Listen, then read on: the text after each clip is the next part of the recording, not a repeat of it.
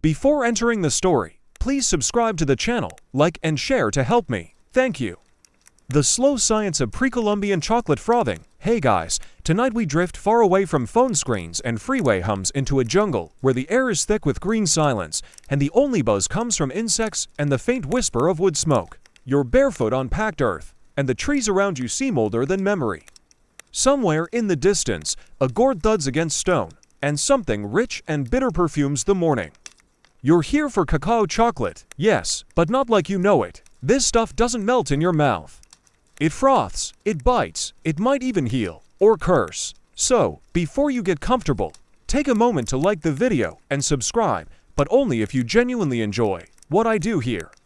And hey, drop your location and local time in the comments. It's fun to see where we all are on this sleepy little map.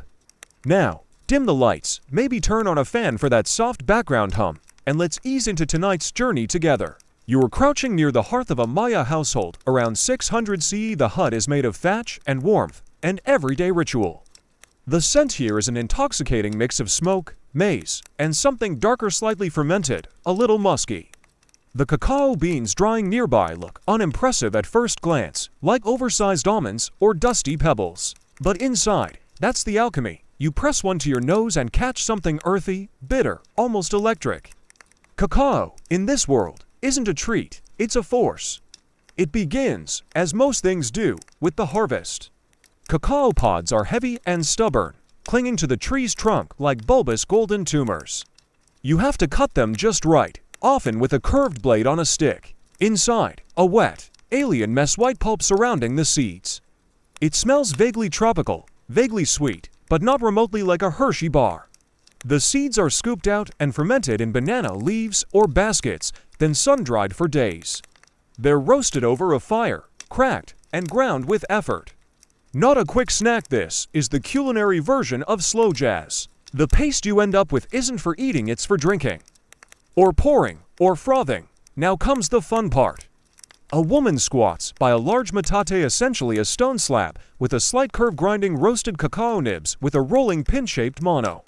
She adds a bit of water, maybe some maize dough. You lean in, and the paste glistens under her hand, releasing an aroma that somehow feels older than the forest. Occasionally, she flicks a look toward the corner, where a clay vessel bubbles faintly. It's not boiling, just warm, like her mood. Like the gods, she's quietly chatting within her head. Because yes, this is food, but also more. The Maya believed cacao had spiritual weight. It appears in their creation myths. It's in the murals of Bonampak, offered in ceremonies, mentioned in the Popolvuh, and as you watch the paste get lifted, poured, and repowered into tall pottery vessels, each arc of liquid forming bubbles, as it falls you realize, this is where the magic really happens. Foam isn't just desirable, it's the whole point.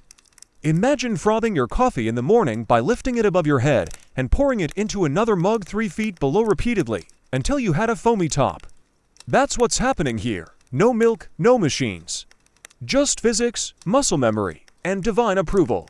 Mainstream historians agree cacao was central to Maya culture, used in birth rituals, weddings, even funerals. It might have been their version of champagne, something sacred, celebratory, and possibly a little dangerous. But scholars still argue whether the everyday household used cacao often, or if it was mostly elite fare. Either way, tonight, you're lucky, you're getting the good stuff. You kneel beside the young boy handing over a gourd cup, and he eyes you with something between curiosity and sleepiness. You lift the drink to your lips. It's not sweet, it's sharp, it tingles. Maybe a hint of chili, maybe maize, maybe, was that fermented honey? It's hard to tell, but it wakes something up in your gut.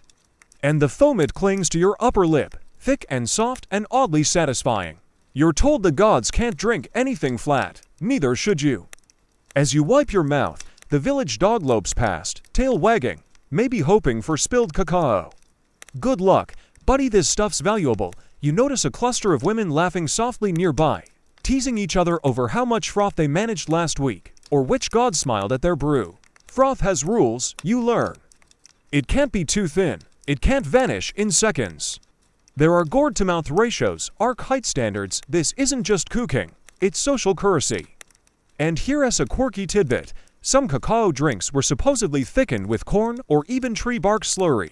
One 9th century inscription makes it sound like chocolate was the ancient version of a smoothie bar, except your barista might and also be a priestess. But back to the jungle night. As stars bloom overhead, the fire crackles, and the last of the cacao foam glimmers in your cup. Your eyelids droop, not from tiredness, but from warmth, ritual, and that sneaky alkaloid buzz of theobromine. It's not caffeine, but it's a close, jungle-born cousin.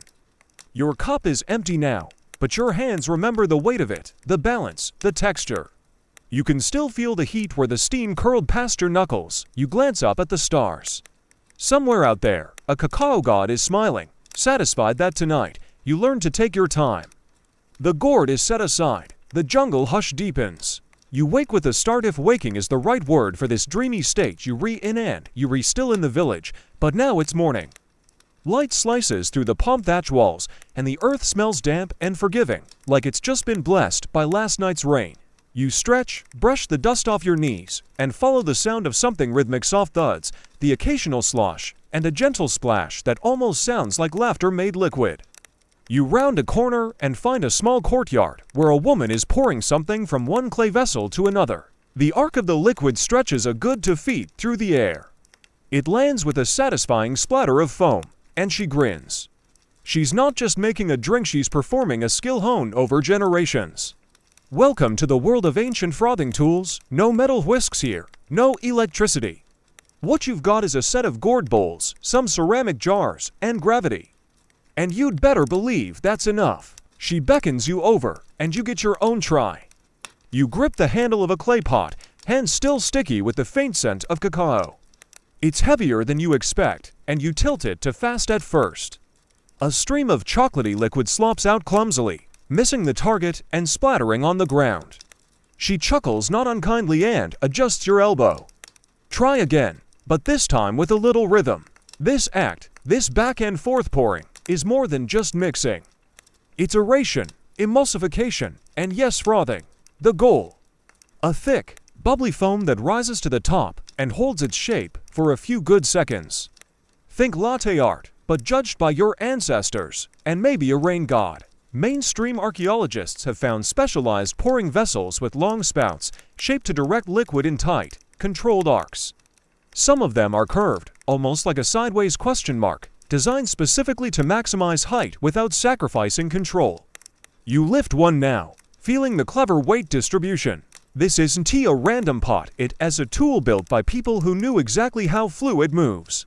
Here's a quirky twist. Some scholars suggest they may have even used a kind of wooden whisk carved from the bark of the cacao tree itself, rolled between the palms to add extra bubbles. Imagine that handcrafted whisks before the word even existed. Still, the pouring method remains king.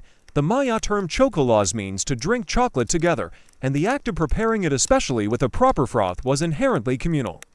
You picture a feast, everyone's hands busy with cups, laughter, and arcs of cacao cascading from pot to pot like edible waterfalls. Now, don't get too cocky, because the pouring requires a quiet coordination of wrist and instinct. You try again. The cacao stream flows better this time, thicker, glossier. The foam bubbles at the surface like a tiny storm in a bowl. There's a low cheer from the woman beside you. You did it. Not perfectly, but not embarrassingly either, which is kind of a win. Historians still argue whether the Maya used this technique exclusively for ritual drinks or if it was just the standard prep for cacao in all forms. Some inscriptions make it sound like divine business, reserved for offerings and ceremonies. Others suggest even regular folks knew how to pour a mean froth. You glance at a stack of vessels drying in the sun. Some are painted with elegant glyphs, others are plain but deeply burnished. It's tempting to think the prettier ones were for nobles, but appearances deceive. A poor farmer might invest in a beautifully carved cacao cup because, one else says, I am doing all right, better than the luxury of art you can sip from. A woman hands you a wide, shallow bowl known as a jakar made from the dried shell of a calabash gourd. It's light, delicate, but strong. These were the original mugs, and they hum with use. She shows you how to tilt the bowl and tap the side gently with your fingers to release trapped air in the foam. It's like playing an instrument, and when you get it right, the froth sings. You laugh at yourself because, let's be honest, you've never worked this hard for a drink in your life. But there's a strange satisfaction in using your whole body to craft flavor. Every movement feels deliberate, maybe even sacred. The wind shifts. Somewhere nearby, someone is grinding more cacao, and the smell reaches you like a promise. You notice how even children are learning to pour, practicing with water before graduating to the real thing. Foam making is taught like storytelling or dancing, a skill that weaves people together. And here, as a delicious little rabbit hole, archaeologists once discovered a vessel with a built-in spout that forced the drink to bubble as it was poured, almost like a proto-frothing machine. No batteries required, just clever ceramic engineering and a very specific understanding of liquid dynamics. You didn't think pre-Columbian science was boring, did you? This kind of innovation shows you how far they were willing to go for the perfect cup, the exact ratio of water to cacao paste. The height of the pour, the angle of the wrist. All of it matters, and the outcome, a drink that's alive, frothy, velvety, slightly spicy. And definitely not sweet. You take another sip. It coats your mouth in a bitter, rich film that lingers long after the swallow. Your pulse slows, your limbs feel heavy, not from exhaustion, but from arrival. You're fully here now, hands stained with cacao and mind floating on a gentle buzz. You sit back and watch as the courtyard becomes a quiet dance of arcs and bowls and bubbles. It's not just cooking, it's choreography. The woman beside you gestures toward your cup, now nearly empty. She grins again, and you sense a challenge. She wants to see your pour. You nod, steady yourself, and lift. The stream of cacao curves through the air like a ribbon, thick and gleaming, and for a moment, just a moment, it's perfect. The air grows heavier now, not from heat, but from expectation. You're deeper into the rhythm of this place, and it's not just about taste anymore. It's about texture, specifically bubbles. Tiny, glistening, ephemeral bubbles, because if your cacao isn't frothy, you might as well be serving dishwater. You retold this with complete seriousness by an elder who peers at your cup like it personally offended his ancestors. Then he laughs and pats your shoulder. But he's not really joking. Foam is everything. This isn't tea like your morning cappuccino, where you tolerate a latte art hard before it dissolves into your groggy sip. Here, the foam is sacred. A flat cacao drink might be interpreted as an insult, or worse, an omen. You tip your bowl and watch the thick bubbles rise again. They shimmer like beetle shells in the light.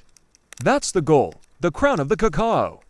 Historians still argue whether the froth had to reach a specific height or consistency to be acceptable in a ritual context, but the consensus is clear. The more foam, the better. More than visual appeal, this froth symbolized life, breath, even the wine itself.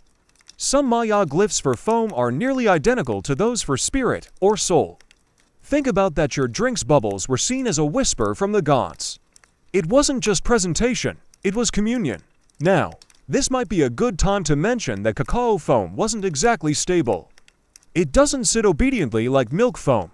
No, it wants to vanish. You need to work quickly, pour, catch, serve. The shelf life of a perfect head of cacao is less than a minute, which only makes the act more impressive. It's like trying to capture lightning in a bowl. There's a ceremony starting nearby. You wander toward it, guided by incense smoke and low chanting. Several clay cups sit on a woven mat, each filled with a perfectly frothed cacao mixture. A priest kneels, back straight, eyes shut. The foam on his cup doesn't quiver, even in the breeze. People bow slightly as they pass, not to the priest, to the cup. A fringe theory, one that makes mainstream scholars twitch a little, suggests that in some regions, foam might have been considered the drink itself, and the liquid beneath just a vehicle. Think about that. All that work, all that grinding and pouring, just to create to finger widths of divine air. The rest, a flavorful puddle. Disposable, like those people who only eat the muffin tops. But with spiritual implications, one elder whispers to you that the gods themselves only consume the foam. The rest is left behind for mortals like us. You smile, unsure whether he's being poetic or literal. Either way, you won't be skipping your foam from now on. Back in the ceremonial courtyard, the priest dips a carved wooden spoon into the foam and lifts it slowly. The bubbles cling together, refusing to fall. Everyone watches. That's the test.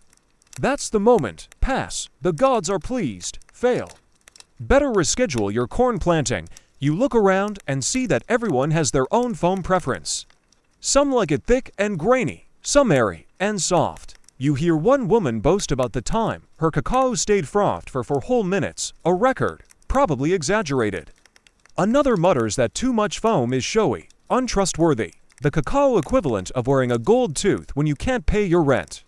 Still, there's little doubt that froth signaled care, ritual precision, and even beauty. It was the visible proof that someone took their time, that the cacao was honored. You sip again. This time, you let the foam rest on your tongue. It feels different from the liquid, lighter, yes, but also spicier somehow. It delivers more aroma. That's the chemistry at work. All those volatile compounds get trapped in the bubbles, and when they burst, they explode into your sinuses like a perfume made of jungle and ash and magic. Quirky footnote time. One recovered mural seems to depict a deity frothing cacao, not by pouring, but by blowing into the drink through a straw. It's possibly metaphorical, possibly not. Either way, you now really want to try it. Note, don't inhale. The sun's higher now, and more people gather. Cups are passed, each topped with a golden brown cap of microbubbles. Some drinks are darker, others mixed with retinato or maize gruel for body. One has a sheen like oil, and you're warned it includes fermented cacao pulp, a bit of a gamble, flavor-wise. You take a moment to reflect. This foam obsession, it's not vanity. It's reverence, it's tradition made visible. You suddenly understand why some researchers get emotional when they find residue on ancient pottery. Because in those faded rings of cacao scum, you glimpse a whole world of slow mornings, nervous offerings, whispered jokes, and careful pours. And then you see something curious, a young girl, maybe 10, practicing her pour behind a hut. She's got a chipped bowl in one hand and a smaller one in the other. Her tongue sticks out slightly with concentration. The liquid misses its mark, she sighs, tries again. And again, and then success, a ring of bubbles dances at the surface. She grins, tucks the bowl under her arm, and runs off to show her grandmother. There it is, the quiet passing of knowledge, not through scrolls or textbooks. Just hands, patience, and memory. You realize then that this culture didn't just froth cacao. It taught frothing like you might teach someone to sing or pray. You close your eyes and breathe in deeply. The scent of cacao foam still lingers on your upper lip. You feel it, faintly sticky and perfumed, like a kiss from another time. And honestly, it's perfect. Your fingers still sticky with dried foam, you walk slowly out of the courtyard and into the wider village, where the smell of cacao is now joined by something sharper, burning chili maybe, and the metallic tang of stone meeting stone. You follow it, and there it is, a new scene, a new rhythm.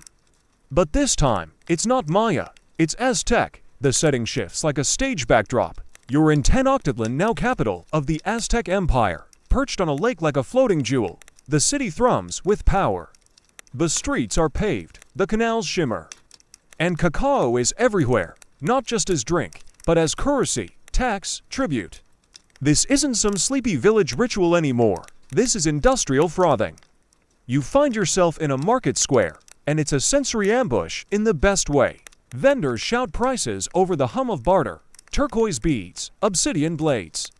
And there, near a vendor selling jaguar pelts and woven sandals, is a booth packed with cacao pots. There are baskets of dried beans, piles of ground paste, and tall, elegant vessels with frothy tops. The smell makes your toes curl. The Aztecs didn't just inherit the cacao tradition, they leveled it up. Mainstream historians confirm cacao was so valuable here that you could literally buy a turkey for 200 beans. Or, if you were cheap, a prostitute for about 10. Don't look at me. I just report the ancient price lists. Still, the real flex was in how you drank it. You're ushered into the home of a noble, probably a merchant prince or minor official. Stone walls, smooth floors, jaguar pelts, the works. And in the middle, a wide ceramic tray with 3 identical cups, each topped with a soft brown cap of foam. A servant kneels and pours more from a painted pot, raising it expertly in the Aztec style, elbows out, eyes forward, not a drop wasted. The stream narrows, elongates, and hits the bowl just right. The bubbles rise like a spell. You almost clap, but no one else does. This isn't applause worthy, it's expected. And it's spicy. You sip and your eyes go wide. The Aztec flavor profile is bold. They add chili, yes, but also herbs, flowers, even ground vanilla, orchid. Some versions include accioti for color and astringency. Others toss in fermented corn or pulped fruit. This is not dessert, this is mood, this is message. This is swagger in a cup. And here as a quirky twist, elite Aztecs sometimes added ground cochineal beetles to tint the drink blood red. Not for taste, for drama. You walk past an open courtyard where warriors are drinking cacao before battle. Not because it tastes good, but because it sharpens the mind, stirs the blood. Cacao was a power-up long before energy drinks cluttered gas station fridges. There's something ritualistic about it. Each man drinks from a cup painted with his totem animal. The froth thickens at the rim. No sugar, no honey, just bitterness and heat. Historians still debate how widespread this warrior cacao connection really was. Some claim it was mostly elite showboating. Others argue foot soldiers drank it too, like a gritty Mesoamerican pre-workout. You're starting to see the deeper role of frothing in all this. For the Aztecs, it wasn't just an art, it was a performance of wealth, precision, and cosmological order. Back in the noble's house, a servant whispers that her master insists on a 3-finger foam height minimum, any less, and he sulks. There's even a servant whose whole job is to correct foam texture. You marvel at that, a Pre-Columbian foam sommelier. The Aztecs had more advanced tools, too. Some archaeologists have recovered triple-spouted pots, possibly designed to pour evenly into multiple bowls, one fringe theory. These vessels could control flow rate so precisely that foam quality could be standardized across the empire. You imagine a froth inspector visiting villages with a clipboard, tutting at uneven bubbles. Probably not real. Probably, a child tugs your hand and pulls you toward a fountain. Except it's not water, it's cacao, a ceremonial fixture, only used during certain festivals. The liquid streams from a sculpted jaguar's mouth into a large, foaming pool. No one drinks from it, they just watch, reflect, maybe wish. The foam here is almost silver in the sunlight. Nearby, a woman teaches her daughter to pour. Just like in the Maya village, but now with the added stress of family reputation. You overhear the girl ask if the gods will be mad if her bubbles pop too soon. The mother pauses. Only if you're not trying, she says. Which is somehow more terrifying than a straight yes. You hear it again and again. Froth is care, froth is effort. And in this rigid, warlike society, effort was divine currency. Now you sit beside the canal, the city alive around you. You dip your fingers into a cup and swirl the foam, letting it cling. It's cool now, but still alive, like a fading heartbeat. You've drunk cacao in silence, in ritual, and now in pride. And even though it's bitter, you can't help but smile. Because it's not just the taste, it's the feel, that soft, bubbly cap. That texture that means someone took time. And isn't that what we're all after?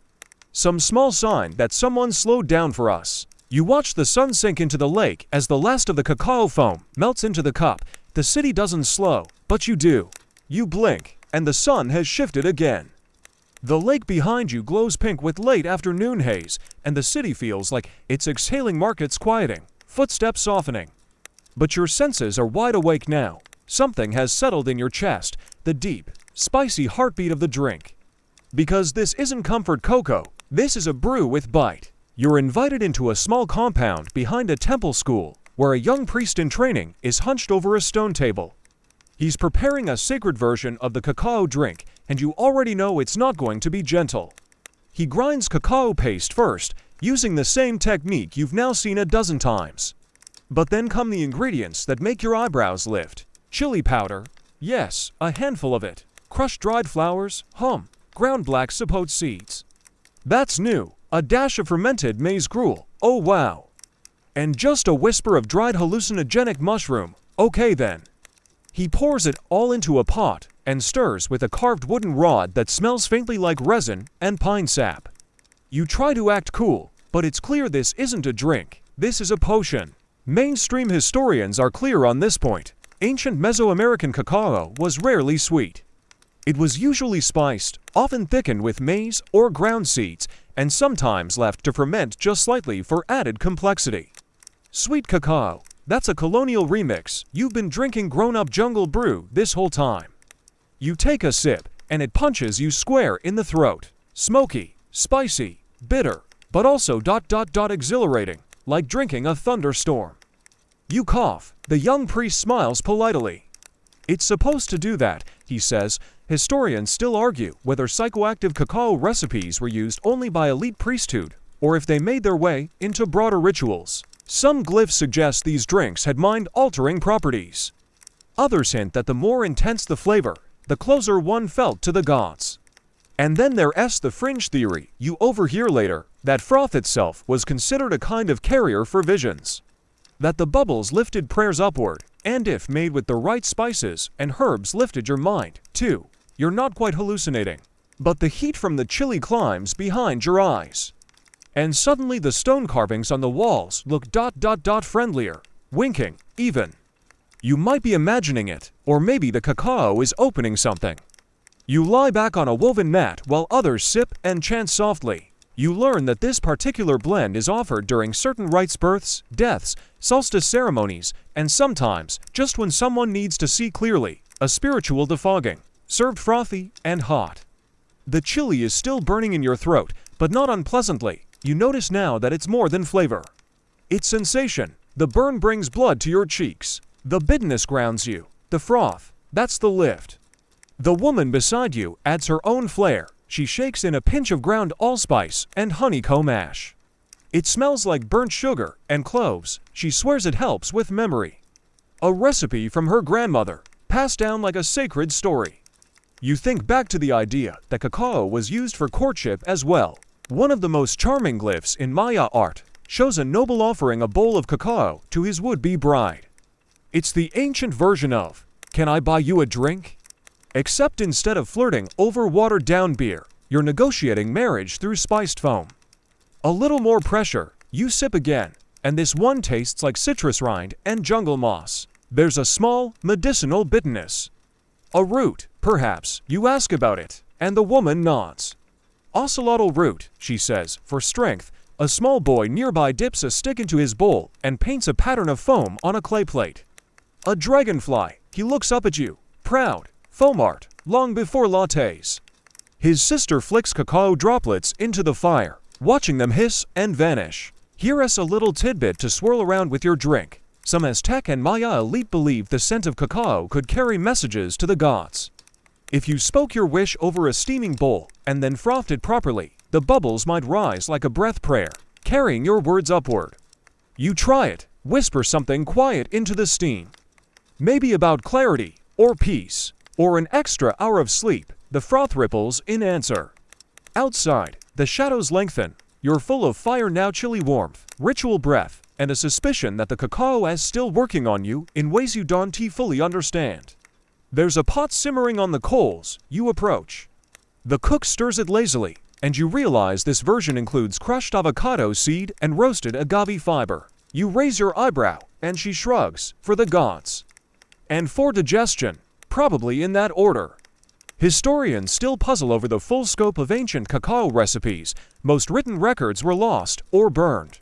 What we have now are fragment-coded glyphs, residue analyses, oral tradition.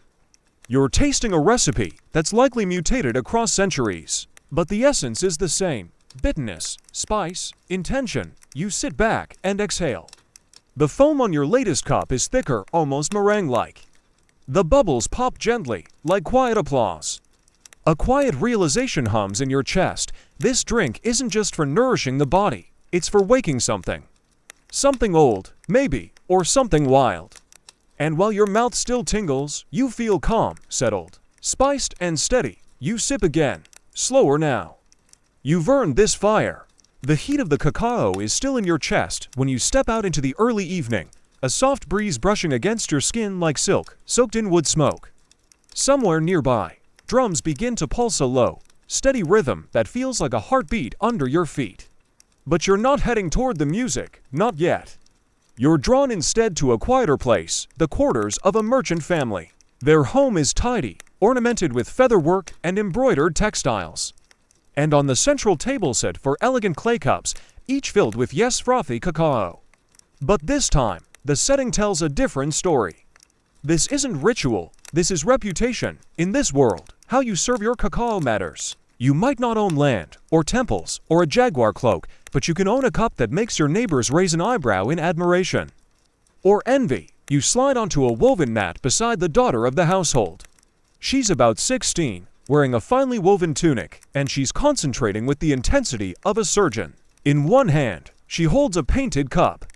In the other, a tall jar of cacao. She lifts, pours flawlessly.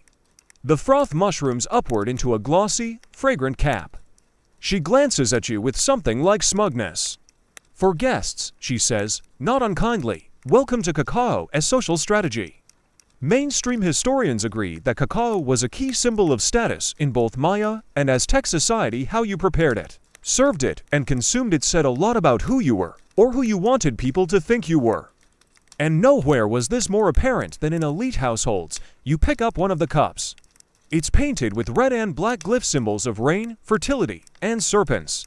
But there's more. Gold flecks shimmer beneath the glaze, catching the light like tiny stars. The vessel itself feels smooth, balanced, expensive. This isn't just a drinking cup, it's a flex. A quirky little detail. Some cups were personalized with their owner's name, like a modern custom mug but fancier. Others bore poetic inscriptions. One famous vessel reads, "The drinking vessel of the noble cacao lord. May he sip in joy." You kind of want one that says the same thing, maybe with a sleepy frog painted on the side. A servant enters the room, carrying a tray with a bowl of roasted squash seeds and a jar of chili-dusted popcorn. You're not sure what to grab first, so you opt for both. The cacao, you're told, pairs best with salty or spicy snacks, something to balance the bitterness and draw out the complexity. You nibble a seed, sip the drink, and yep, it works. It really works. The host joins you now, an older woman in finely embroidered robes. She sits gracefully, eyes twinkling, and offers you a different cup. This one is slimmer, made of polished black clay that reflects your face in the froth. "This is our courting cup," she says with a chuckle. You nearly choke on your foam. She explains that in some elite circles, the style of the cup and the presence of certain spices or flowers in the cacao could signal interest, romantic or otherwise. Cinnamon and allspice might hint at flirtation. A touch of rose petal or magnolia, that's a direct invitation. You wonder if anyone ever accidentally served the Marry Me blend to the wrong guest. Imagine that dinner party drama. Historians still debate just how formalized these customs were there rules.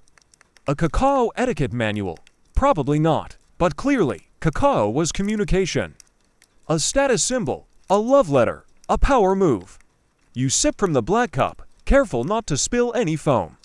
It tastes slightly floral, faintly musky, definitely not an accident. You raise an eyebrow. The older woman laughs again. Don't worry. It's the friendship recipe. You relax, barely. She leans closer and tells you a story about her grandmother, who once used a bitter cacao blend with no foam at all to insult a visiting noblewoman. A silent but scathing message. You're not worth the effort. Apparently, the insult landed. The noblewoman never returned. That's the thing, you're starting to realize the foam isn't just decoration. It's a barometer of mood, of respect, of social standing. Froth, or lack thereof, speaks louder than words. You're ushered into the back courtyard now, where younger members of the household are taking turns pouring cacao for each other. Each time the drink is passed, it's examined, judged, approved or not. You watch a young man overfroth his cup and spill it slightly. His sister snickers. He flushes, a frothing faux pas. The cups here vary wildly in design. Some are plain clay, others inlaid with shell or painted with swirling serpent motifs. One has tiny carved feet, so it can stand proudly even on uneven ground. Another is shaped like a jaguar's head, the open mouth forming the lip of the cup. You suddenly understand. Every piece is a statement. One woman hands you her favorite. "Try this one," she says, smiling. The lip makes a better foam catch, and she's right. The drink arcs beautifully into the bowl. The foam settles in a dense, velvety crown. You make a mental note to commission one of these if you ever find a time portal and a good potter. Here's a delightfully weird detail. Some cacao cups were buried with their owners, along with a small pouch of beans. The idea was that even in the afterlife, you should be able to froth properly. Imagine showing up in the spirit world without your favorite mug. Embarrassing. The sky is deepening now. The air cooler. You linger on the mat, swirling your cup gently. The foam has thinned a little, but it still holds, like the echo of something thoughtful. You take one last sip and set the cup down slowly, respectfully. Because now, you see it clearly, a cup of cacao isn't just a drink. It's an identity, a reputation, a love note, a line drawn in foam between friend and stranger. You rise, warmed not just by the drink, but by the meaning in the gesture. Someone took the time to serve this, to foam it right, to choose the cup that felt like a conversation. And that, honestly, feels more luxurious than gold. The night deepens, and with it comes a breeze carrying the sweet-sour scent of calabash and warm earth. You leave the courtyard behind and drift toward a cluster of women gathered around flickering oil lamps. They're seated in a crescent, bowls in their laps, liquid in motion. But this isn't idle prep, this is performance. You settle into the shadows to watch, and quickly realize this is not just about pouring. This is about sound, the gurgle, the splash, the hush of froth forming. One woman lifts a painted gourd bowl shoulder high. Another crouches beside her, holding a second bowl at her knees, and then pour. The stream of cacao arcs gracefully, glinting in the firelight. It lands with a rich, bubbly glop and a hiss of air, the surface blooms with foam. The woman nods, approved. They pass the bowls down the line, each taking a turn. No rush, no talking, just the music of cacao and movement. You try to listen with new ears, not just to the pour itself, but to the tiny notes within it, the glug when the angle changes, the gentle plop when a stubborn bubble bursts, the rustle of cloth as a sleeve adjusts mid-pour. There's a rhythm here, ancient and practiced. Mainstream historians tell us that while men often held ceremonial roles in cacao consumption, women were the keepers of its preparation. In fact, several murals depict women mid-pour, arms raised, eyes focused, bowls poised like sacred instruments. But here's the twist. Some glyphs imply that perfect frothing wasn't just a domestic skillet, was a spiritual gift. A sign of being favored by the gods? Imagine that. Instead of being known for baking sourdough, your legacy is, ah yes, she made the best foam in the region. Legendary wrists, a young girl takes her place in the circle. Her bowls are smaller, carved with simple patterns. She bites her lip, lifts, and pours. It's clumsy, the stream wobbles, a good chunk misses the bowl. But there's a gasp, because somehow foam still forms. And not just any foam, it fluffs up tall, silky, a perfect spiral in the center. The women exchange glances, pride, amusement, maybe a little awe. One nudges you. She has the ear, she says quietly. The ear, you ask, she nods. You can hear when it's right. The gurgle shifts, and suddenly, you get it. They're not just watching the pour, they're listening. The sound tells you everything: liquid thickness, bubble tension, surface readiness. Like tuning an instrument, you're handed your own bowls.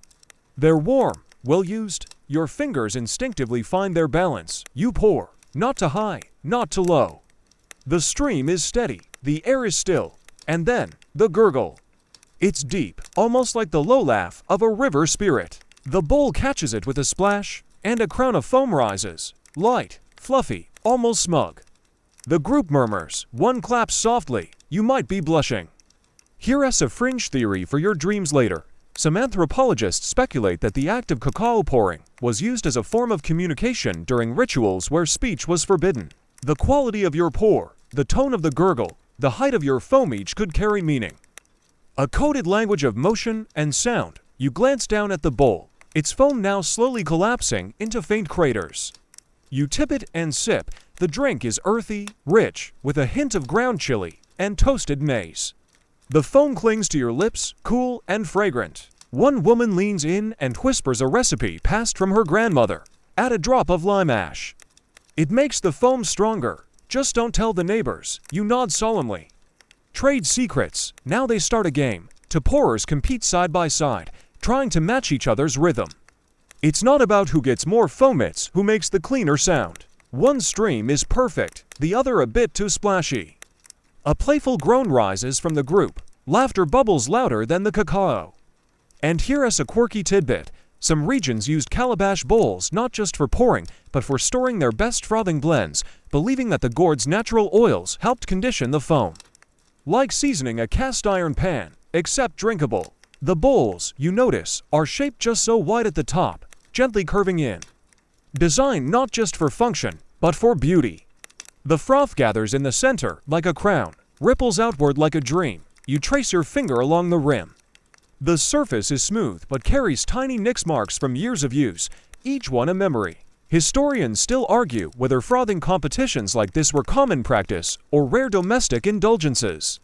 Some scholars believe they happened only during festivals or rites of passage. Others think they were a daily ritual, a gentle way to pass long, slow evenings.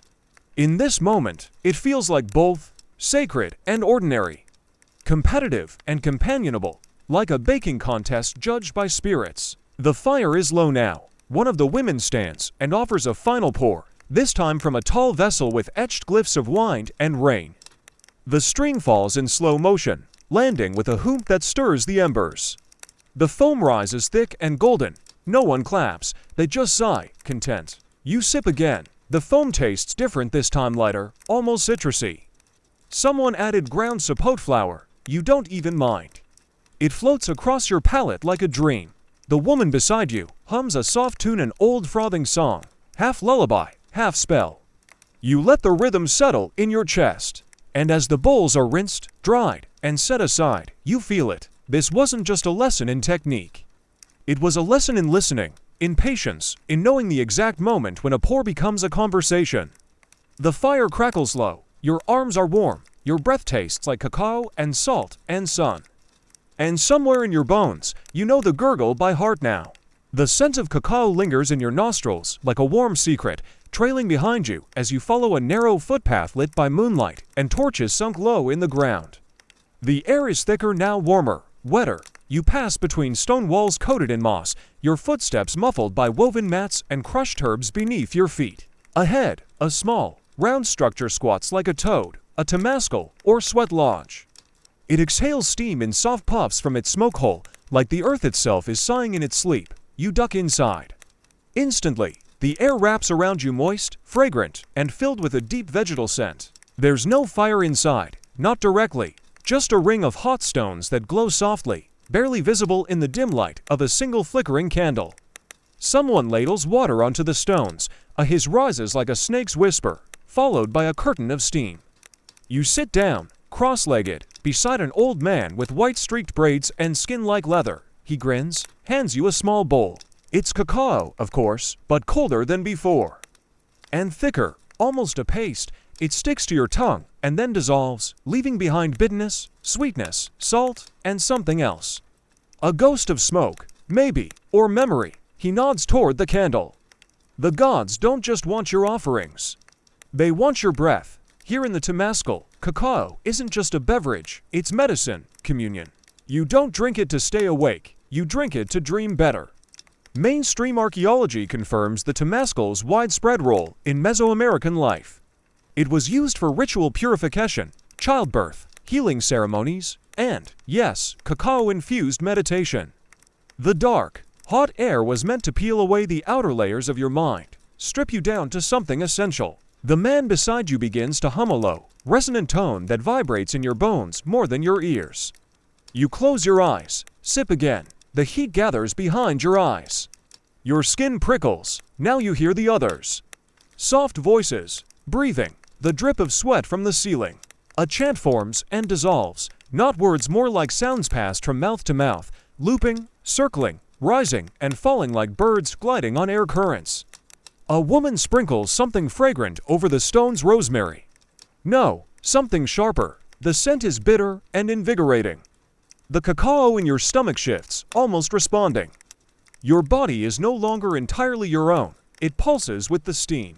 Here's a curious fringe idea. You lines like, some scholars believe these sweat lodge cacao rituals were designed not just to purify the body, but to alter consciousness, using theobromine-rich cacao and breathwork to open a sort of trance window.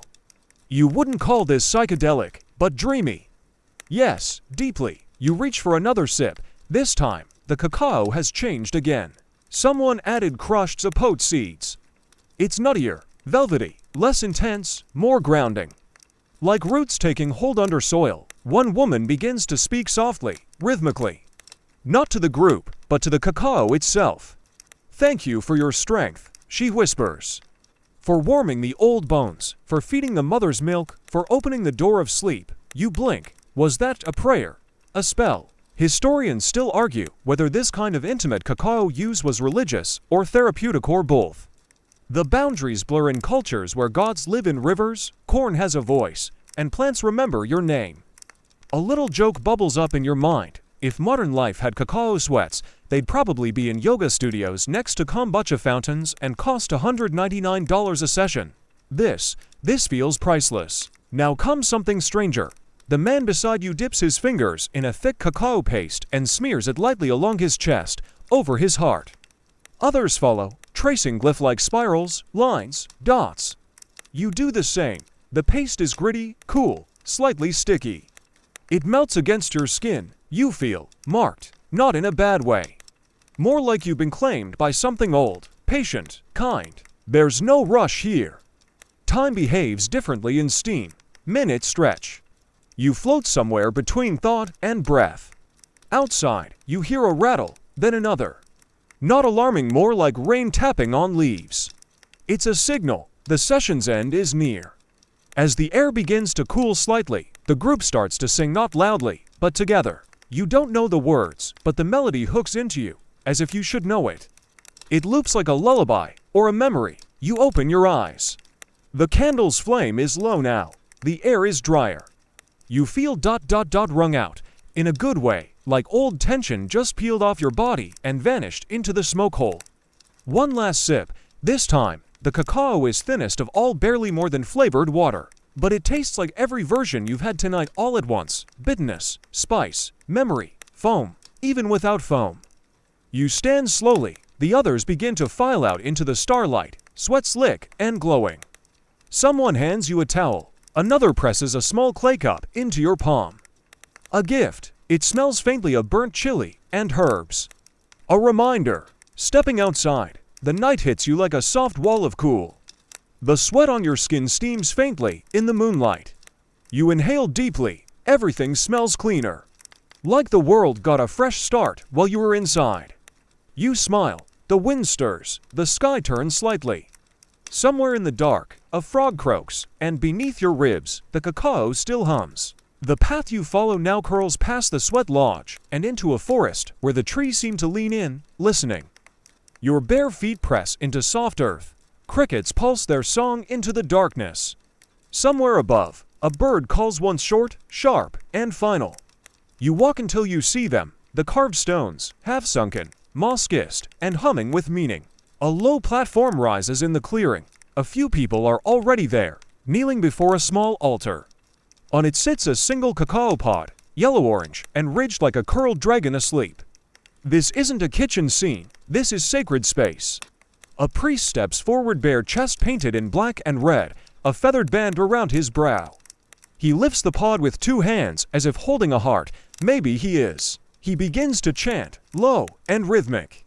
The pod is cracked open. Inside, the pulp glistens. The seeds are scooped out and placed on a carved stone. Beside it, roasted beans, a chunk of obsidian, a bowl of thick cacao, already foamed. This is a ritual to honor the gods of cacao, and they are many. Mainstream historians generally agree that among the Maya, the god Echua held the title of cacao patron.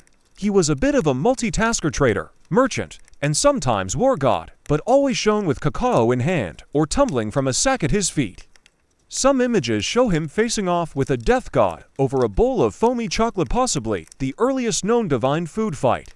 But he wasn't alone. In some regions, cacao was linked to maize gods, fertility spirits, rain bringers, and even underworld deities. A whole divine soap opera, starring a single tropical bean.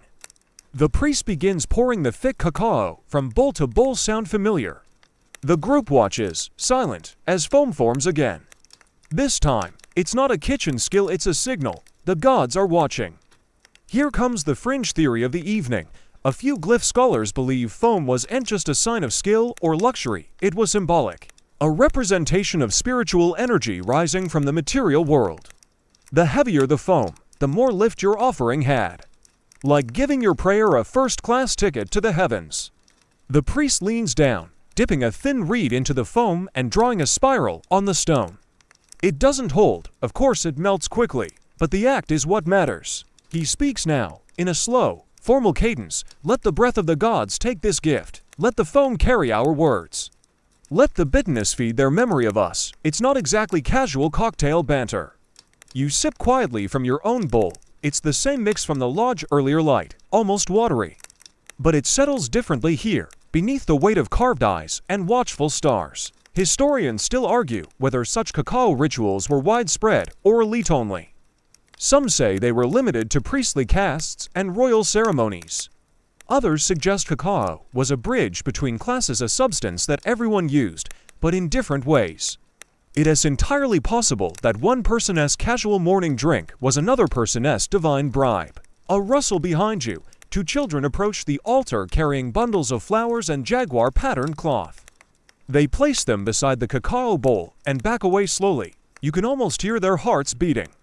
The priest begins to recite names, ancestors, spirits, gods. Each name is punctuated with a breath and a pour. The foam swells with every invocation. Here is a quirky detail that never quite makes it into textbooks. Some cacao offerings weren't tea just drunk, they were poured into the earth. A libation for the gods below. The underworld was just as thirsty as the heavens. One old woman steps forward now. She cradles a small clay doll in her arms, a symbol of a lost child, perhaps, or one hoped for. She dips her fingers into the foam and touches the doll's forehead, then her own. It's a quiet moment, and no one speaks. You wonder what modern rituals will leave behind. Coffee shop loyalty cards, Instagrammable latte art. Compared to this, our foam seems less urgent. Another priest now joins the ceremony, holding a bundle of painted bark papers, codices, some possibly listing names, rituals, perhaps even cacao recipes. He chants while slowly burning a strip of paper over the bowl. The smoke curls upward, sweet and bitter. The people begin to hum again, not in unison, not in harmony, but like a forest, each voice separate, but blending. You look back at the altar, the foam has settled. The bowl is half empty now. No one drinks the last half. That's for the gods, always, and just when you think it's over, something unexpected happens. The priest takes a sip from the sacred bowl. Then, very gently, he exhales the cacao-laced breath across the altar. His breath is the final offering. Not the foam, not the spice, not the cup, just the breath, because in the end, it was never about the drink itself. It was about what the drink let you carry, your thoughts, your hopes, your memories. The bitter and the sweet frothed into something holy. The fire dims, the people begin to leave, quiet and slow. You stay a moment longer, staring at the last curl of smoke rising from the bowl. The air feels still again, the trees seem pleased. You walk back through the forest, your body hums with warmth. Somewhere in the distance, a frog sings its same, sleepy note. And above you, stars swirl silently just as they did 1,000 years ago, when someone else sipped foam and whispered a name into the night. You wake with a start, not because of danger, there's none, but because your dreams had layers. Cacao, foam, firelight, steam. Now, the air feels cooler, lighter, and unfamiliar. You've traveled again across centuries this time. The jungle's been replaced with stone archways, sandals with soft leather boots. You're in a quiet courtyard, shaded by citrus trees. The birds are new here, cooing doves instead of shrieking macaws. The language spoken in the hallway ahead rolls with Ave Maria, and the kind of Latin you only half remember from high school. You've arrived in colonial Mesoamerica. And you're not the only outsider here. The friars have come. The ones in long robes, with scrolls, crosses, serious brows, and a whole lot of theological baggage. They didn't just stumble upon cacao, they inherited it. The Spanish conquest brought blood, disease, and fire, yes, but it also brought bureaucracy. Missionaries didn't just want to save your soul, they wanted to figure out what on earth was in your cup. So now, here you sit, tucked behind a pillar, watching 3 monks peer skeptically at a steaming bowl of cacao. The foam rises, so do their eyebrows. One takes a cautious sip. He frowns, another adds cinnamon. He frowns less. The third one just mutters interesting. Here's your mainstream fact. Catholic clergy in New Spain debated for years whether cacao broke the fast. Was drinking it during Lent a sin? or just a very delicious loophole? In some records, priests insisted that since it was only liquid, it didn't count as food. Others argued the thick, fatty foam made it a solid in disguise. One bishop famously declared, if it's frothy enough to chew, it's cheating. The debate got so heated that the Pope was even asked for guidance. You can imagine the theological migraine trying to categorize a drink that walks the line between sacred, nutritional, and luxurious. Cacao was many things, and that made it suspicious. One friar, however, seems intrigued. He scribbles furiously in his journal, medicinal use. He writes, invigorating, restores mood, stimulates the bowels. Okay, not exactly poetic, but fair. Because here's the twist. Even as they condemned the rituals and the gods, colonial friars and doctors became quietly obsessed with cacao's effects. They called it a pharmacon, a drug, a substance that energized the weak, soothed the melancholy, and sharpened the mind. Some even gave it to nuns who had fainting spells. And a few took it themselves, for research, obviously. The irony is thick as the foam, fringe detail for your sleepy brain. There's a story probably embellished, but still good of a Spanish bishop who banned cacao in his cathedral because the wealthy women in the congregation kept having it delivered during Mass in little decorated gourds. With servants, he said it was distracting. They said fainting without chocolate was worse. Soon after, he was found mysteriously dead, poisoned, possibly, by cacao. Historians still argue whether that was real or just a bitter gossip swirl.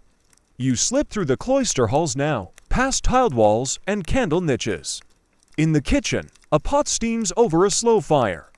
A nun stirs with a carved wooden whisk, not the elegant arc pouring of Maya women, but a more European fix, the molinillo. It spins between her palms, frothing the liquid without spilling a drop. It's practical, clever, but let's face it, not nearly as poetic. Outside, a native woman waits to serve the cup. Her dress is plain, but her eyes sharp. She says nothing, but you can feel the layers beneath the silence. She remembers, her grandmother poured from gourd to gourd, whispering to the gods. Now her hands serve monks. The taste has changed too, less bitter, more sugar, more milk. The spices are different: nutmeg, maybe a touch of clove. This is no longer a sacred drink. It's been domesticated, but not entirely. Some friars begin experimenting with cacao as communion, mixing it with wine, or using it in post-ritual meals. The theological radar pings again. Is it too pleasurable? They wonder. Too earthy? One anonymous monk writes that the foam evokes earthly vanity, while another says it lifts the soul like incense in the throat. They really couldn't make up their minds.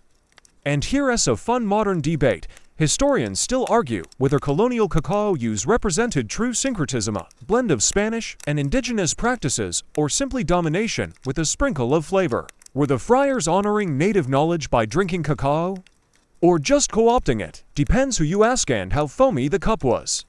You step into a small chapel. The walls are painted with angels.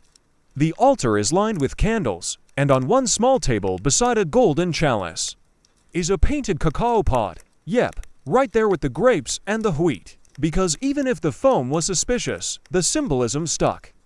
The church has always been great at rebranding. Outside, you hear a cart roll by. Two children pass, holding a tray of small cacao cakes tablettes. They're headed to the convent kitchen, where these will be ground and mixed and possibly turned into medicine, or dessert, or something holy. You feel a little buzz from your last sip. A warm pulse in your limbs. The monk beside you nods. The Lord works in mysterious ingredients, he says. You try not to snort.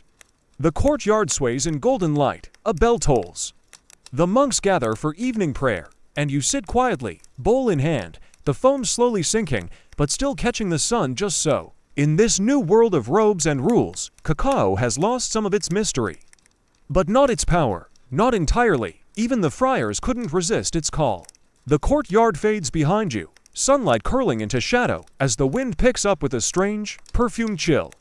You're swept across an ocean now, drifting on the breath of colonial trade wines, cacao pods tucked into barrels beneath creaking wooden decks. You land softly in Europe, more specifically, in a candlelit salon, somewhere in 17th century France, where powdered wigs and perfumed sleeves practically announce the arrival of nonsense.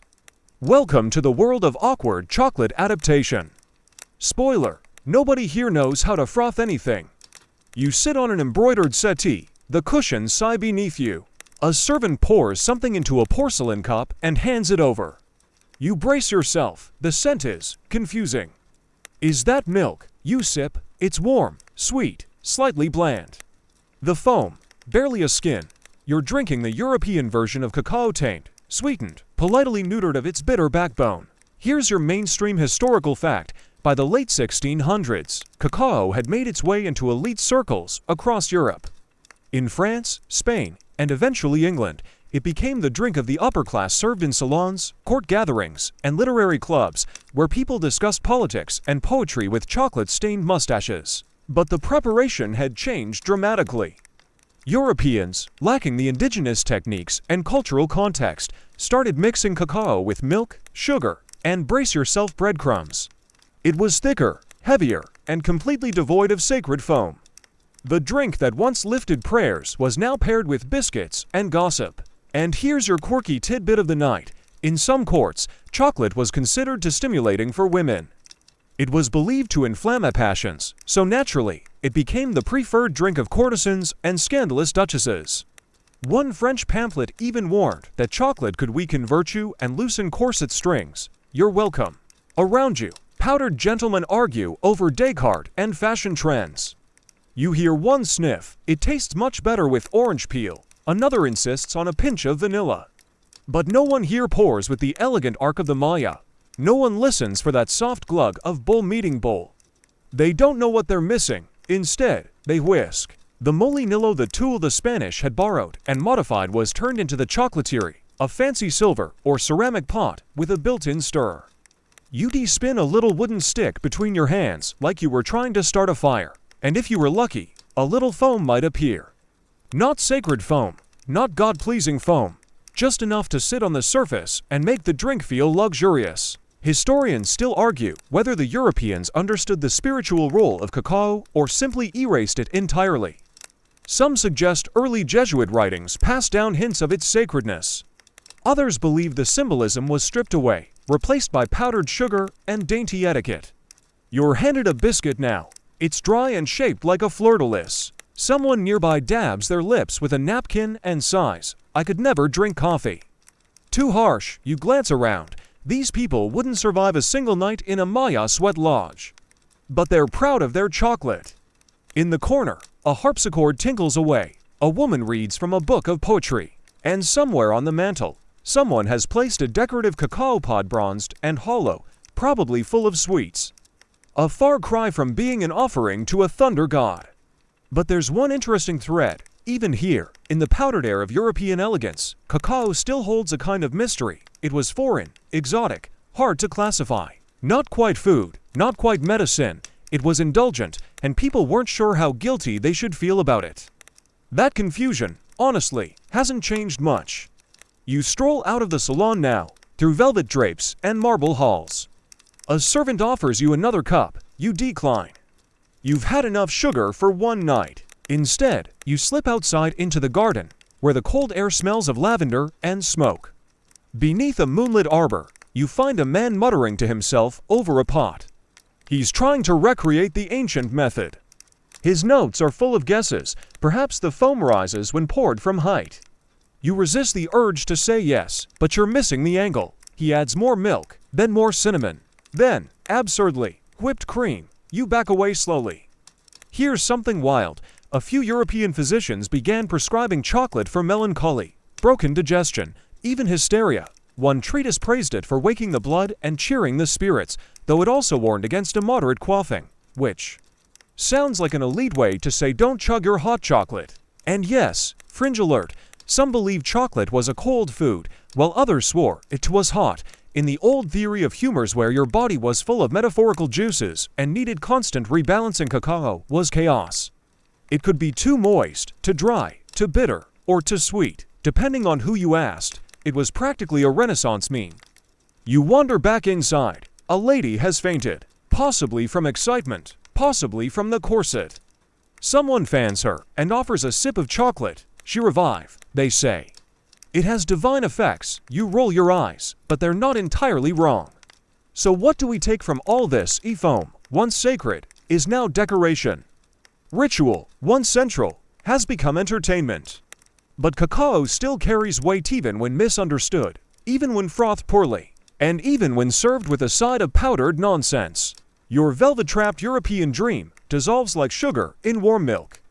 You blink, and you're surrounded not by royalty, but by dust, quiet, still, patient dust. You're kneeling beside a trench, sunlight bouncing off the edge of a trowel, the slow scraping of metal against soil your only soundtrack. Welcome to the archaeological zone. You've time traveled to the present day or close enough where ancient cacao stories are being pieced together from dirt, potsherds, and the occasional chemical whisper.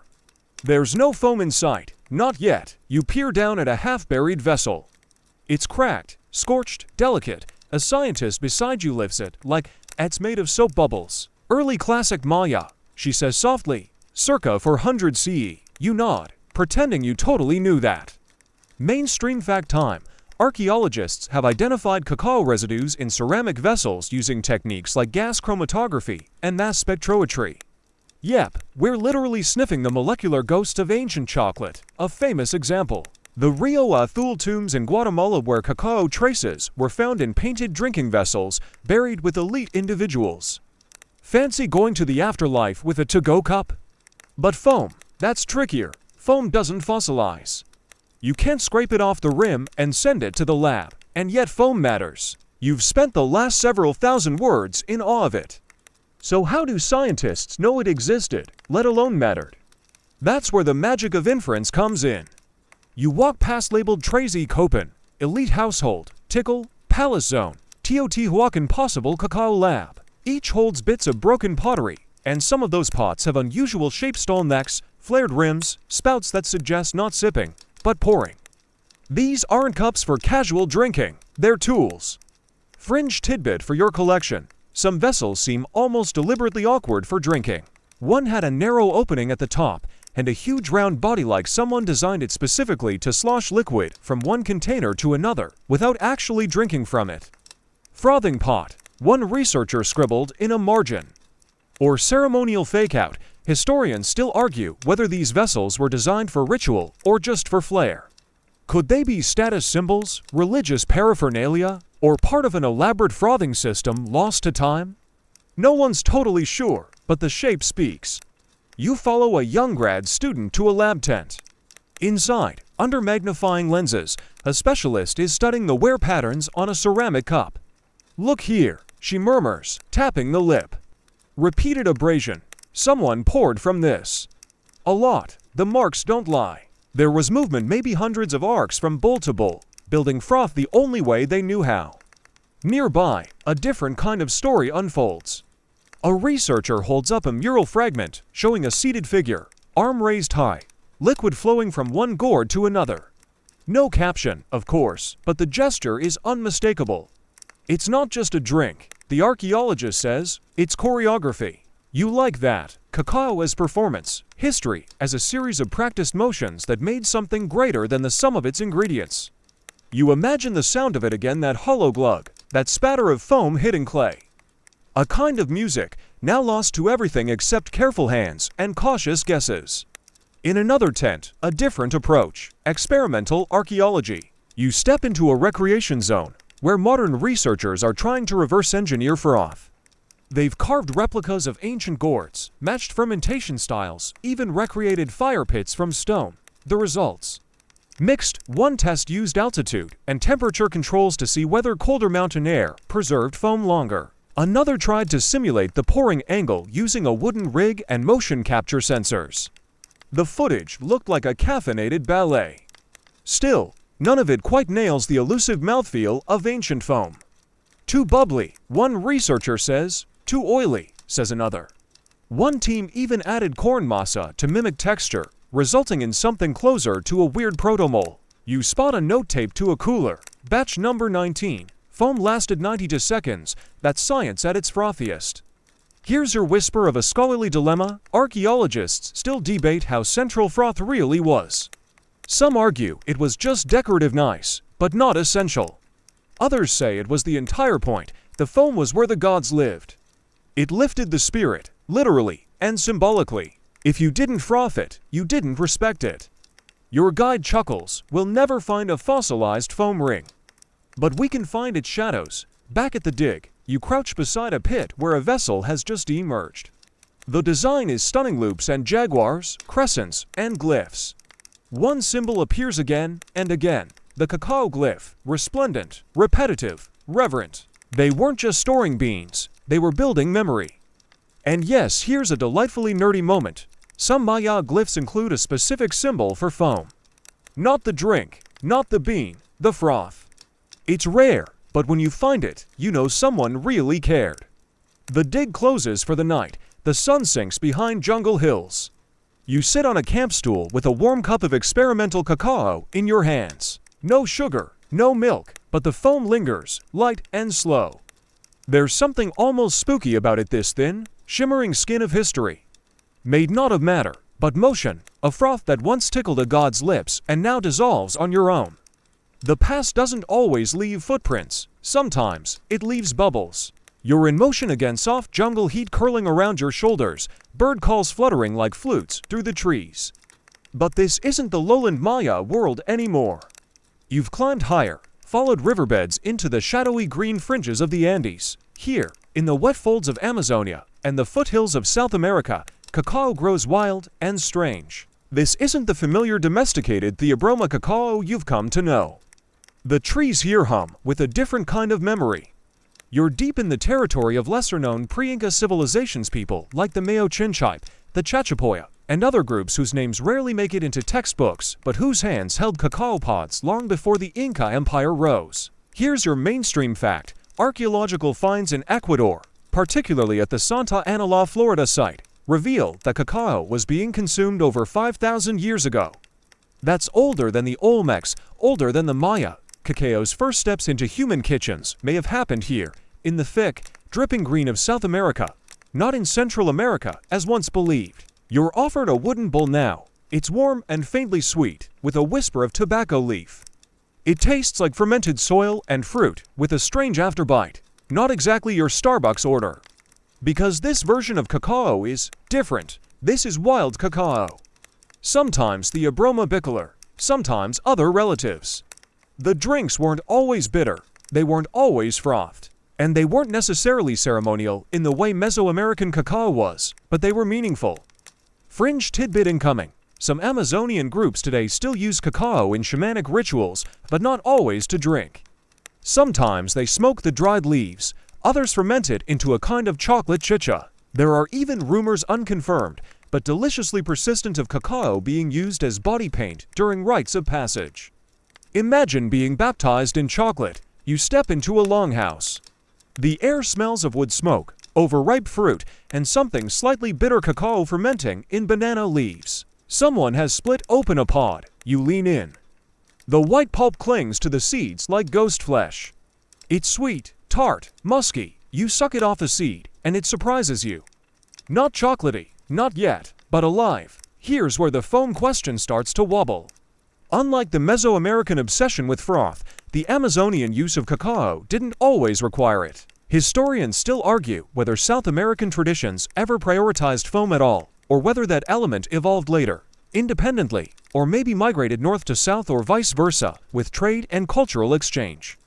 A trade route comes to life in your mind: canoes gliding across winding rivers, sacks of dried beans exchanged for feathers, salt, obsidian, maybe even knowledge. Maybe someone, somewhere, taught someone else how to pour with just the right arc.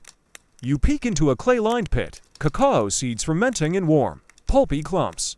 Not elegant, not clean, but ancient. This is how the bitter becomes smooth. The transformation is microbial alchemy: yeasts, lactic acid bacteria, acetic acid bacteria, all having a microscopic dance party to unlock the flavors we now crave. Later, you watch as someone toasts the dried seeds on a flat stone over flame. The shells crackle, the inner nibs smell like roasted almonds and late-night bonfires. Ground slowly by hand, mixed with hot water, the result is a drink unlike any you've tasted so far: more earthy than bitter, more broth than dessert. Someone adds chili, someone else, ground flowers. You sip again, and this time, you taste a hint of froth. Not a towering head like Maya elites would demand, but a film of thin, persistent layer of bubbles that clings to the cup's rim like memory. It hums with intention, maybe not sacred, but significant. The fringe hypothesis of the night. Some archaeologists suggest that South American cacao traditions weren't necessarily precursors to the Maya or Aztec styles, but cousins, parallel developments, not linear steps. In other words, cacao didn't climb a ladder. It sprouted in many directions at once. This challenges the tidy maps and timelines we love so much. Because in truth, history doesn't move in straight lines. It meanders, loops, contradicts itself, like a river, like a vine. And here you are, wrapped in steam and wood smoke, sipping something older than cities, watching bubbles rise, the fire pops, a parrot screeches overhead. A child runs by with cacao pulp smeared across their face like war paint, giggling. The elders don't flinch. You're told stories in a language you don't understand, but the cadence is enough. One tale features a serpent that guards a cacao grove. Another speaks of a tree that gives fruit only to those who've suffered. The symbols shift from one region to another, but the essence remains. Cacao connects. It connects the living and the dead, the sacred and the mundane, the soil and the sky. You spend the night in a hammock, wrapped in blankets that smell of smoke and ferment. In your dreams, the pods crack open like hearts. The foam rises slowly, impossibly slow, like clouds in reverse. You realize something strange. Even here, far from Mesoamerica, you've come full circle. Not to a duplicate of the Maya cacao world, but to a mirror. A quieter one that never needed gold cups or carved glyphs to matter. The jungle breathes, and somewhere in the dark, a gourd is lifted. A pour begins, and the past stirs. You blink, and the jungle fades not into cities or temples this time, but into a laboratory. Cool fluorescent lights, polished counters, and the soft hum of machines fill the space. This is the domain of modern science. And tonight, you're hanging out with the unlikely crew trying to unfroth 1,000 years of mystery. Say hello to the ethnobotanists, fluid physicists, food chemists, and one very enthusiastic cultural anthropologist who owns 6 replica Maya gourds and a t-shirt that says "God Foam." Their mission: recreate the ancient frothing process, not just the drink, but the texture. The pour, the ephemeral magic that once turned ordinary cacao into sacred substance. Here's your mainstream historical nugget. Despite centuries of chocolate obsession, it wasn't until recently that scientists got serious about how ancient people frothed their drinks. Spoiler alert, it wasn't with steam wands or hand-pumped milk frothers. It was with a gourd, a ceramic pot, and a very sore shoulder. You watch as one researcher tries to recreate the Maya pour, arm high, steady angle, wrist just so. The goal is to aerate the liquid by pouring it repeatedly from a height. But it's not easy. Do it too fast, and you lose the liquid. Too slow, and the foam dies. It's like walking a caffeinated tightrope. The first few attempts fail hilariously. Foam sputters, cacao slops on the floor. One pour in turn gets splashed in the face, but eventually, a rhythm emerges. The arc of the pour begins to sing, bubbles form, and hold. You sip the result, and nod, it's foamy, yes, but not the same. Fringe tidbit of the night. One experiment used high-speed cameras and motion sensors to measure the exact velocity and angle needed to generate optimal foam. They discovered that there's a sweet spot, a pouring arc of about 60 degrees and a height between 50 and 70 centimeters seems to mimic ancient illustrations best. One researcher dubbed it the foam horizon, but does that replicate the mouthfeel? Not quite. So, in come the fluid dynamicists. They create digital simulations of the frothing process, modeling how bubble formation behaves when cacao molecules interact with chili oils or maize starch. Their screens fill with shimmering virtual bubbles that look like tiny galaxies. You stare, mesmerized, as cacao science starts to resemble a NASA launch. Historians still argue whether these modern methods can truly replicate what the ancients made. Are we capturing the spirit or just the chemical echo? After all, modern cacao beans are different. Fermentation techniques have changed. Even water hardness matters. There's one lab station that tests saliva interaction. Yes, someone decided that to truly understand ancient cacao, they needed to replicate the mouth chemistry of 8th century Mesoamericans, so they recruited volunteers to spit. Welcome to science. And you know what? It worked. One team discovered that saliva enzymes actually enhance the stability of cacao foam when maize is present. So if your ancient drink had a bit of corn, It wasn't just for calories, it was a kind of culinary surfactant. You smirk. Somewhere, an ancient cook is laughing. Another station tackles sound. You put on headphones and listen to recordings of cacao being poured from different heights and vessel shapes. The difference is striking. Some gurgles are wet and chaotic, others crisp and clean. One researcher proposes that the Maya may have judged foam quality not just by sight, but by ear. You raise a brow, but then remember the gourd music from Section 7. The pour is a song, and let's not forget smell. Scientists are now using electronic noses to analyze volatile compounds released during frothing. They've cataloged over 150 aromatic notes, some pleasant vanillin, almond, wet wood, others less so, fermented sock, burnt squash. Apparently, the ideal ancient foam sat somewhere between spicy, earthy, and slightly sour. Kind of like your ex, a debate flares across the lab over one core question. Why was froth so important? Was it a signal of luxury? A way to make the drink more filling? A spiritual offering? Or maybe just good marketing, a way to impress neighbors at your next cacao feast? You realize there's no single answer, and that's the point. Because what science can't replicate is the intention behind the pour. The fingers that shook with ritual, the breath held between bowls, the ancestors whispered to with each rising bubble. Still, science tries. One of the final tests involves a pressurized air system that mimics breath across the surface of liquid chocolate. A weird blend of modern tech and ancient breathwork. The resulting foam lasts for 7 minutes, not bad. But when an archaeologist sees it, she frowns.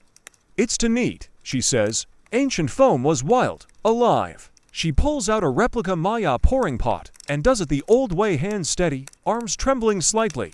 The gourd tips, the arc flows. The foam forms, no sensors, no simulations. Just rhythm, gravity, and heart. You sip that version. It's uneven, bubbles of different sizes. A touch of grit, but it tastes real. A quiet hush falls across the lab. Everyone's watching. You think about the layers we build to reach the past: data, theory, machines. And how sometimes it's the simplest act that brings us closest. A pour, a gourd, a froth that rises and fades in the same breath. History isn't always something you study. Sometimes it's something you drink. You sit now with a modern cup in hand, ceramic, not clay. It's warm. It hums faintly through your fingertips. The froth is there, but it's modest. No ceremonial headdress of bubbles, no pyramid of airy splendor. Just a soft halo riding the surface, a whisper of what once was. Welcome to now. This is your last stop on the cacao trail, and the drink in your hand. It's descended from 1,000 pours, 1,000,000 bubbles, and the careful hands of countless people who believed, somehow, that cacao meant more than a drink. Today, you might call it champorado, thickened with cornmeal and sweetened with piloncillo. Or maybe it's mole, simmering on a stovetop, rich with chili, cacao, and family memory. Or maybe it's just a hot chocolate in a diner mug, half stirred with a spoon and paired with a donut shaped like a bear claw. Whatever its form, this drink carries ghost flavors. Mainstream fact: some of the words still linger. The word chocolate is thought to come from Nahuatl zocolatl, a blend of bitter and water. The term itself holds the taste of ancient Central America. Fringe tidbit: in Oaxaca, some locals still practice traditional cacao frothing techniques at festivals. Wooden whisks called molinillos are spun between palms to create a bubbly foam. The twist: they sometimes chant while frothing, as if coaxing spirits out of the pot. Because maybe they are. And yes, historians still argue whether modern chocolate drinks bear any true resemblance to ancient cacao. Did industrial sugar and milk corrupt the legacy? Did modern brands like Hershey and Nestle drown out the sacred pour? Or is it all just transformation, one more step in a journey? You sip, the flavor's rich, velvety, maybe a little sweet for your ancestors' taste. But you close your eyes, and in that moment, you're back there. In the jungle, in the temple, at the hearth. You can almost hear the gourd pouring. You can almost smell roasted cacao and smoke. A swirl of chili, a flicker of honey, a grain of maize ground just so. Your cup becomes a time machine, imperfect, maybe, but still humming with memory. Look around today, and you'll see fragments of that world hiding in plain sight. Fancy cafes serving Mexican hot chocolate with cayenne and cinnamon. Craft chocolatiers rediscovering stone-ground cacao. Street vendors in Guatemala whisking up steaming cups with practiced hands that echo millennia. Some people now add whipped cream, marshmallows, gold flakes. But the core ritual, the blend of bitterness, warmth, and sweetness still pulses underneath. A drink that nourishes body, soul, and conversation. Chocolate isn't just food. It's architecture, language, migration, empire, resistance. It's both colonized and rebellious. It's sacred and profane. And in that last sip, you feel it, the gentle weight of history that doesn't announce itself but settles in the mouth, creamy and bittersweet, like memory stirred into milk. The foam clings a moment longer before sinking back. You set the cup down. The journey ends, not with a bang, but with a bubble. Now, with your eyes heavy and your thoughts curling slow as steam from a ceramic rim, let it all melt into the quiet. The jungle fades to mist, the temples grow soft in the moonlight. The hum of ancient markets, the sound of pouring gourds, the rustle of calabash leaves, all of it begins to blur, gentle as breath. You've walked through centuries tonight. You've felt the weight of beans once used as currency, traced the arc of a sacred pour, listened to scholars squabble over foam and microbes. And now, none of it demands your attention, it just drifts. Let your mind wander like a canoe on a lazy Amazon river. Let the foam rise and fall, easy and effortless, like waves lapping a clay bowl's rim. If you listen carefully, you might still hear it, that ancient gurgle of cacao pouring from one vessel to another, steady as heartbeat, old as myth. A rhythm older than clocks, slower than time, softer than sleep. Maybe tomorrow you'll sip something warm and bitter, and taste a whisper of gods. But tonight, there's no more need to chase the pour. Let the past froth quietly in the background, like distant thunder behind closed eyelids. Your breath is steady, your limbs sink deeper into stillness. The cup is empty, the story is full, and sleep is just one bubble away.